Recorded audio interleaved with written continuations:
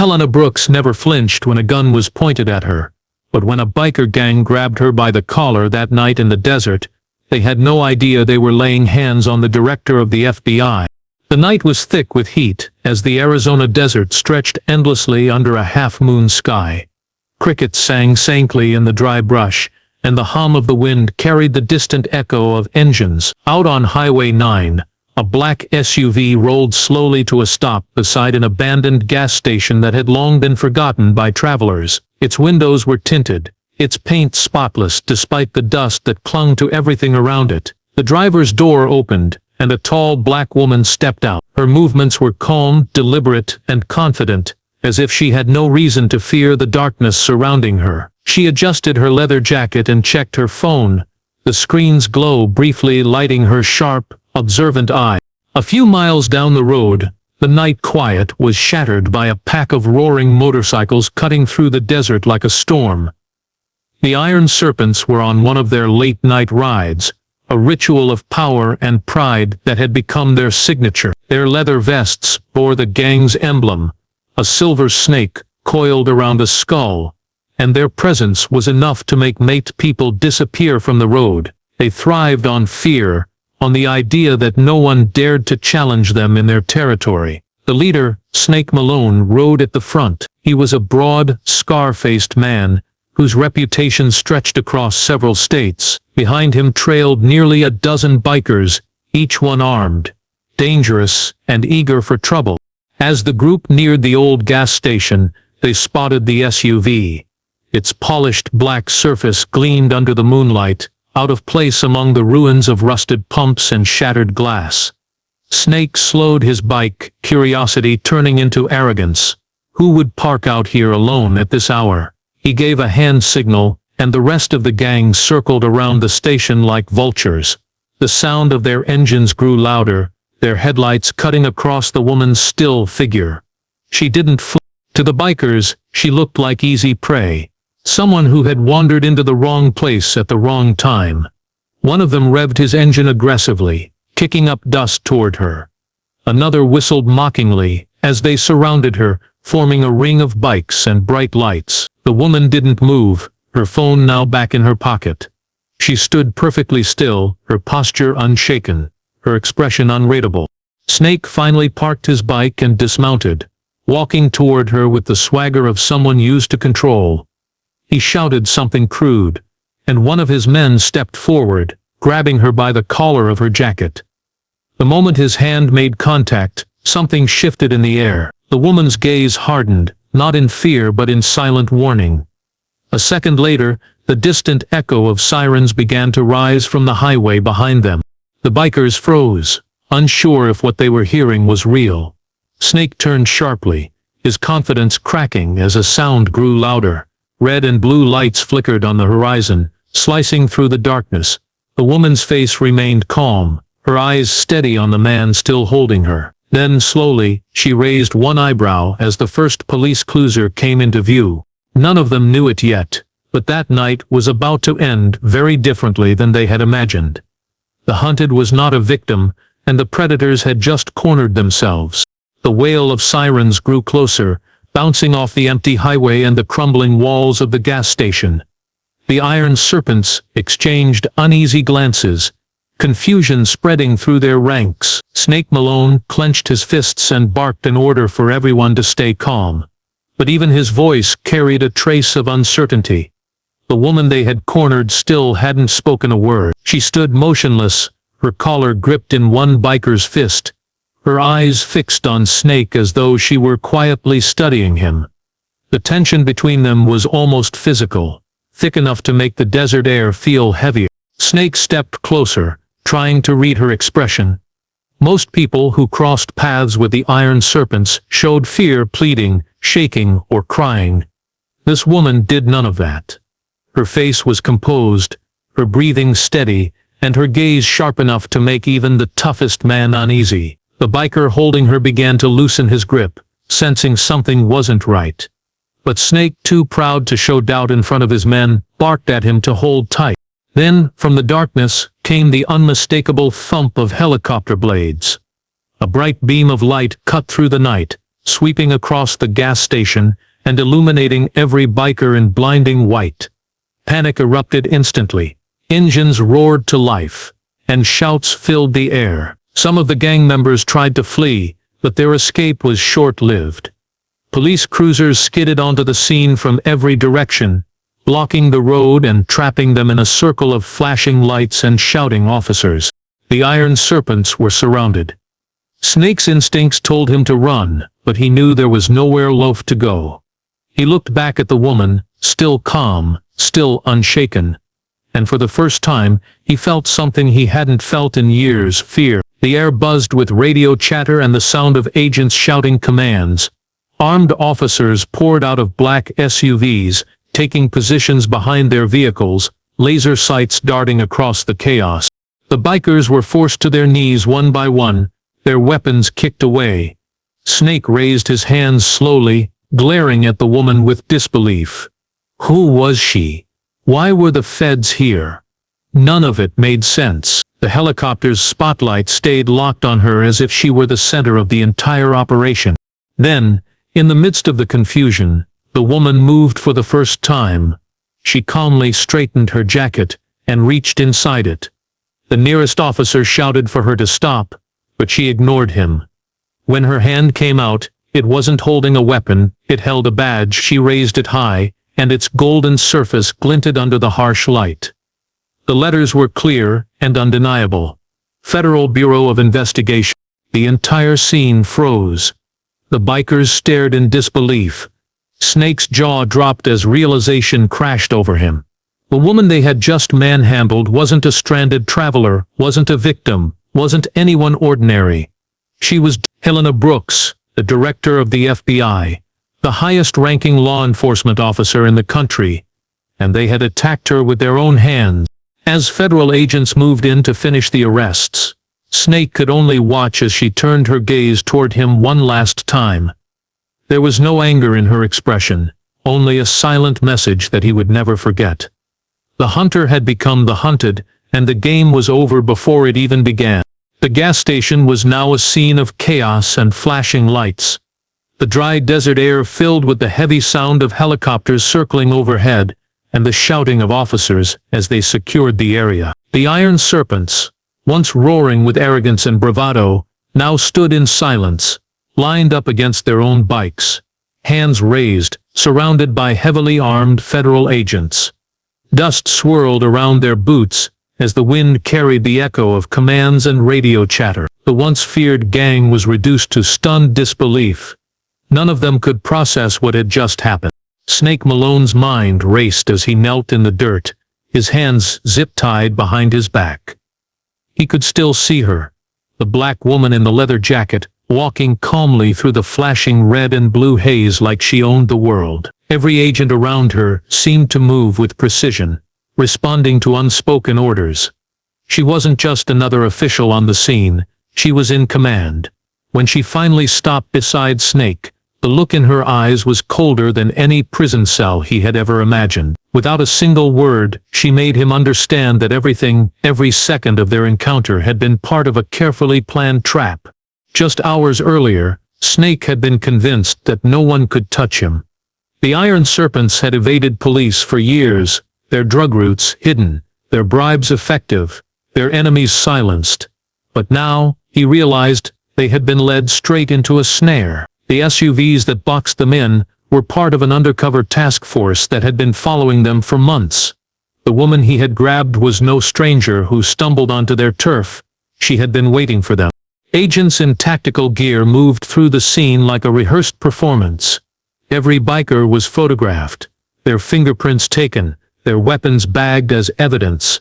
Drones hovered above, recording every detail. The gang's custom motorcycles, symbols of their power and pride, were loaded onto tow trucks one by one. Snake clenched his jaw as he watched his empire crumble in front of him, unable to do anything but stare.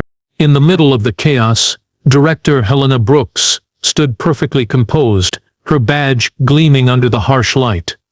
She gave short, efficient orders to her agents, her voice cutting through the noise like steel. Every movement she made was deliberate. This wasn't her first operation. This was her masterpiece. The Iron Serpents had been responsible for dozens of disappearances, the deaths of undercover officers, and millions in drug money flowing across state lines. The Bureau had tried to bring them down before, but the gang always slipped away. So this time she had chosen to take the risk herself. As Snake was lifted to his feet and escorted toward a waiting armored vehicle, he turned back one last time. The woman he had mocked and manhandled just minutes ago was now the most powerful person in sight. Agents saluted her as she passed. Reporters and local police began to arrive, snapping pictures, unaware of the full story behind the arrest. Snake felt a wave of humiliation and rage boil inside him. The desert was silent again as the helicopters drifted away, the last echoes of engines fading into the horizon. For the Iron Serpents, the night that began with laughter and dominance had ended with their complete destruction. And for Director Helena Brooks, the operation was far from over, because she knew this takedown was only the first layer of something much deeper. In the days that followed the dramatic arrests, the truth behind the operation began to unfold inside a high-security FBI field office. The Iron Serpent's downfall had not been a lucky strike. It had been the result of months of meticulous planning, executed in silence by a team handpicked by Director Helena Brooks herself. Behind the tinted glass of her office, Brooks reviewed stacks of intelligence reports, coded communications, and intercepted messages that had led to that fateful night. Every document was a piece of a larger puzzle she had spent half a year building, and now finally the image was clear. The Iron Serpents were more than just a biker gang.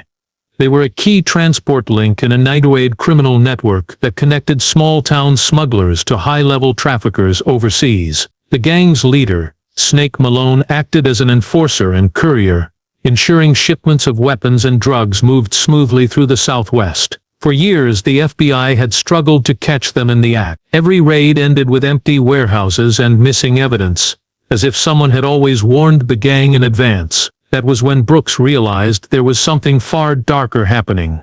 Someone inside the system was helping them. Determined to expose both the gang and the mole, Brooks had taken an unprecedented step. She decided to go undercover herself, something no sitting FBI director had ever done. Her plan was bold, risky, and controversial. Only 2 people in the Bureau knew about it: her deputy and the head of cyber operations. Everyone else believed she was attending a classified international meeting. While she disappeared from public view, she carefully crafted a false identity, one that would draw the Iron Serpent's attention without suspicion.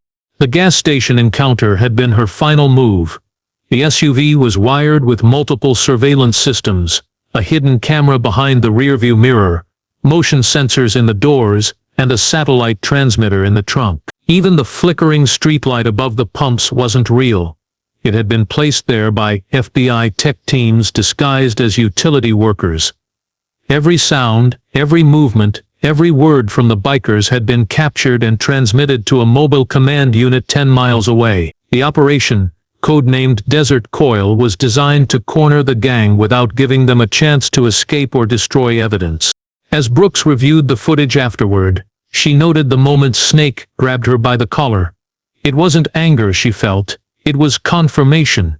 The gang's arrogance, their belief that they were untouchable, had been their undoing. Within an hour of their arrest, agents had raided 3 of their known hideouts, uncovering hidden drug labs, illegal firearms, and a database of encrypted messages. Those messages revealed dozens of new names, businessmen, smugglers, and even local police officers who had been secretly working with the Serpents.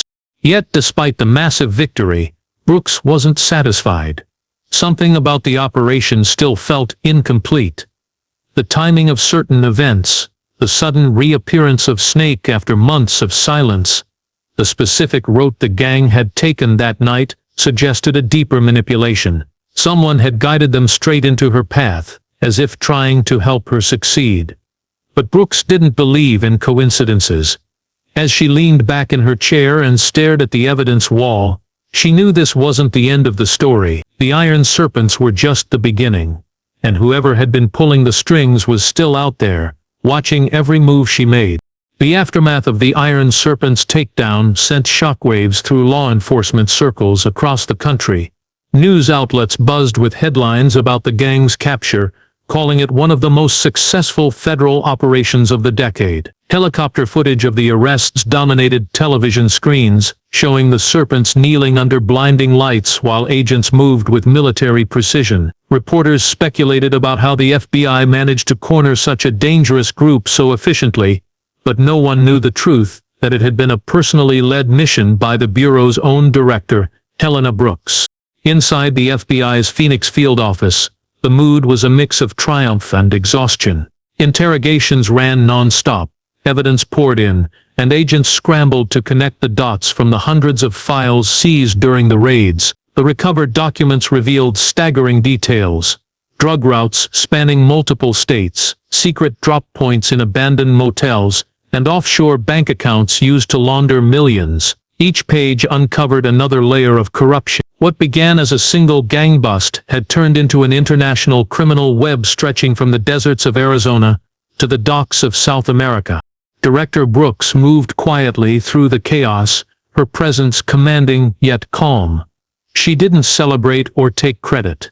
Instead, she focused on the details, the minor inconsistencies that others overlooked. During a debriefing, she noticed that some of the gang's internal communications had timestamps that didn't match their physical locations.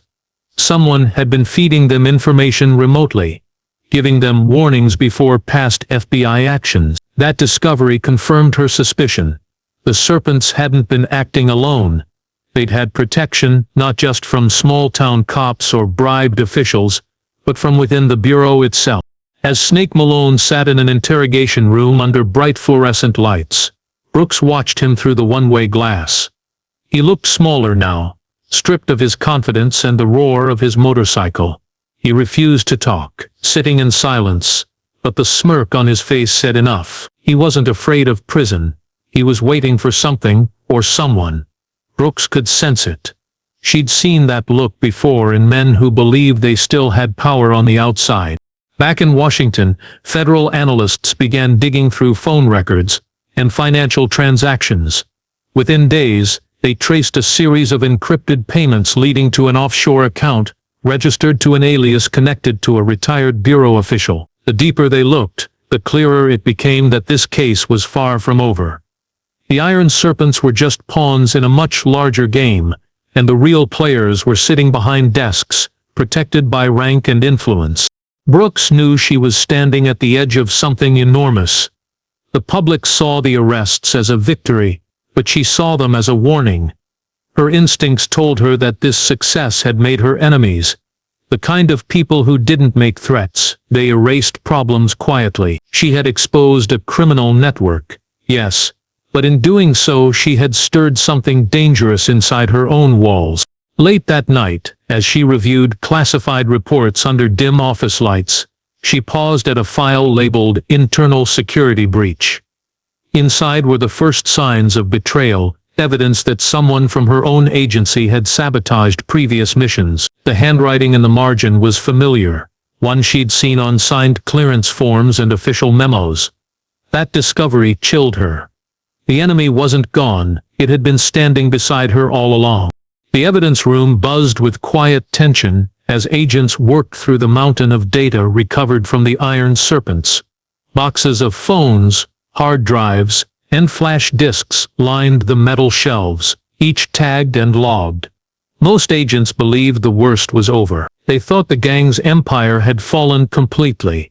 But Director Helena Brooks knew better. She had seen too many cases collapse because of what hid behind the surface. Her instincts told her there was still something missing, something bigger than guns and drugs. Days after the operation, a junior analyst approached the evidence review team with a strange finding.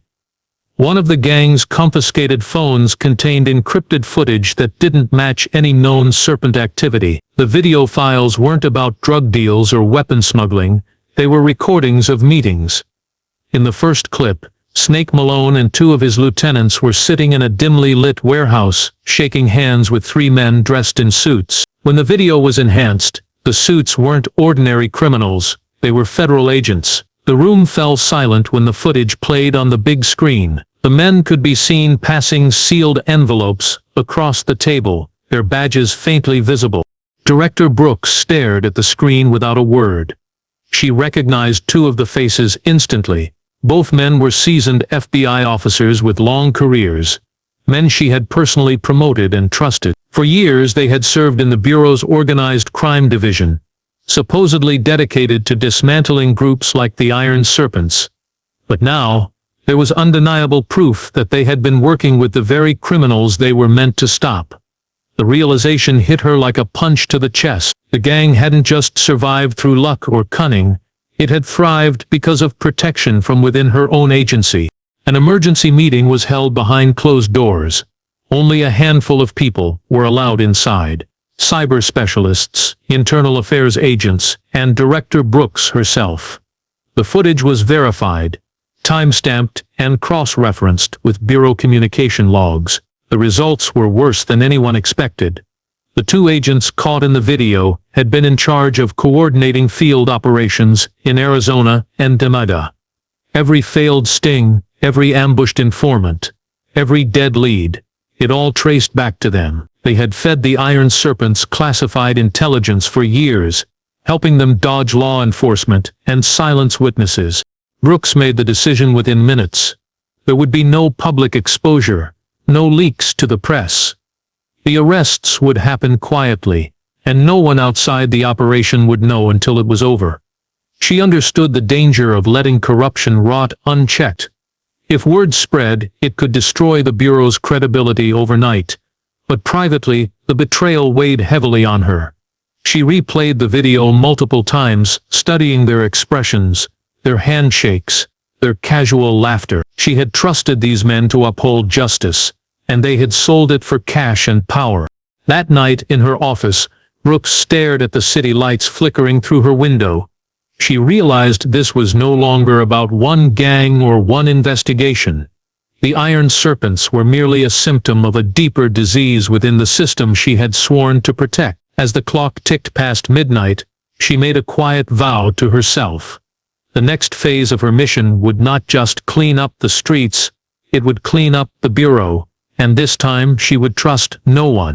The investigation that followed was unlike any the Bureau had ever seen. It wasn't about hunting criminals on the streets anymore. It was about hunting them inside the very walls of the FBI.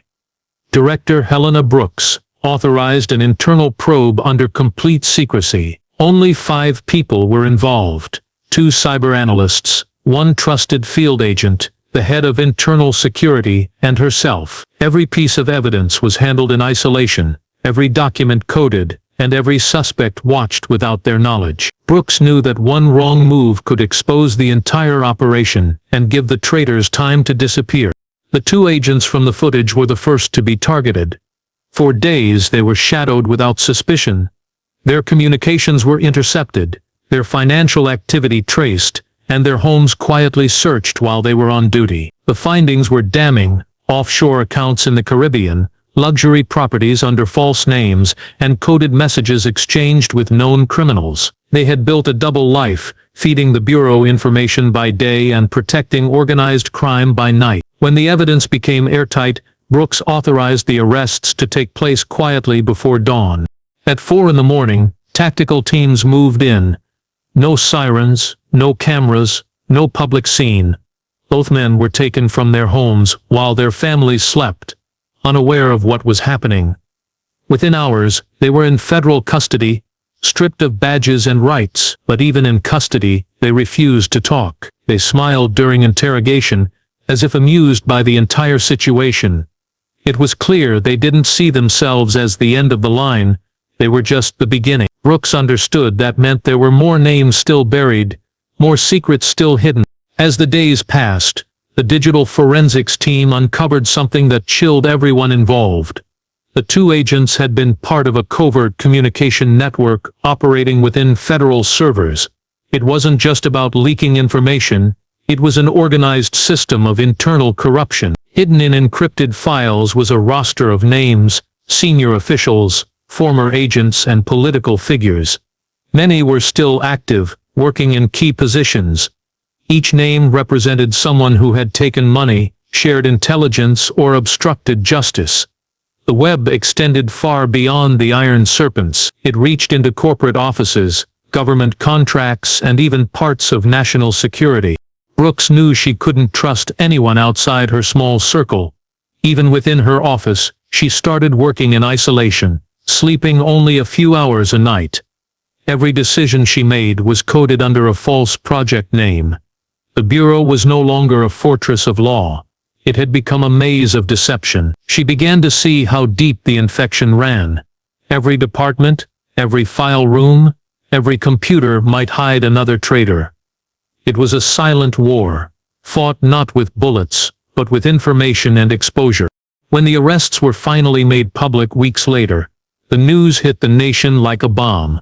The media reported it as an internal cleanup, but the full truth was never released. Director Brooks watched the coverage in silence, knowing this was only one battle in a much larger war. The people she trusted most had betrayed her, and she had learned a painful truth. Sometimes the most dangerous criminals don't wear leather jackets or ride motorcycles. They wear suits, badges, and smile. Weeks after the arrests, the nation was still reeling from the scandal. The FBI had called it an internal realignment, a carefully chosen phrase that said nothing but implied everything. Reporters pressed for details, but director Helena Brooks gave only short, polished statements to the media. Behind the cameras, however, the truth was far more complicated. The Iron Serpents had been dismantled, their leaders imprisoned, and their network destroyed. Yet the operation had exposed something deeper, a hidden system of corruption that reached into the upper tiers of power. Brooks had spent her entire career chasing criminals in the shadows, but now she realized the most dangerous ones hid in plain sight, cloaked in authority. Inside her office in Washington, stacks of classified files covered her desk. They contained the names of people connected to the case, politicians, corporate executives, and bureau officials who had either looked the other way or profited from silence. Each name was another thread in a web of deceit stretching far beyond the Iron Serpents. Some were untouchable, protected by influence and wealth. Brooks had enough evidence to end careers, maybe even start a national scandal, but she also knew exposing them all at once would shake public trust in the very institution she was sworn to protect. Justice required precision, not chaos. She worked mostly in silence now, her office lights burning long after everyone else had gone home. Late at night, she would open her secure safe and review the list again, tracing her finger down the names she intended to pursue next. The faces of the traitors she had already caught haunted her, but they also fueled her resolve. The operation in Arizona had not been the end of her mission. It was the beginning of something far greater. She was determined to purge the rot from the Bureau, no matter how deep it went or who it exposed. Beyond the Bureau's walls, whispers had already begun to spread. Some said the director was becoming too powerful, too independent. Others claimed she was waging a secret war within her own agency. Certain political figures quietly warned her to let it go, urging her to close the case and move on. But Helena Brooks had never been the kind of person to back down. She had seen what unchecked corruption did to cities, families, and innocent lives. To her, silence was just another form of guilt. One evening, as rain fell softly against her window, Brooks watched the lights of Washington flicker across the wet wit. She knew what was coming: resistance, backlash, attempts to discredit her. But she also knew that fear was what kept evil alive. She had faced gunfire, threats, and betrayal, none of it compared to the war she was about to fight. In the dim glow of her office, she locked the files away and closed her notebook. Outside, the city seemed calm, unaware of the storm she was preparing to unleash. The Iron Serpents were gone, but the empire that enabled them still breathed in polished boardrooms and marble halls. As she turned off the lights and stepped into the hallway, one thought echoed in her mind. This time, she wasn't hunting criminals on the streets. She was hunting them in the system, and she would not stop until every last one was exposed.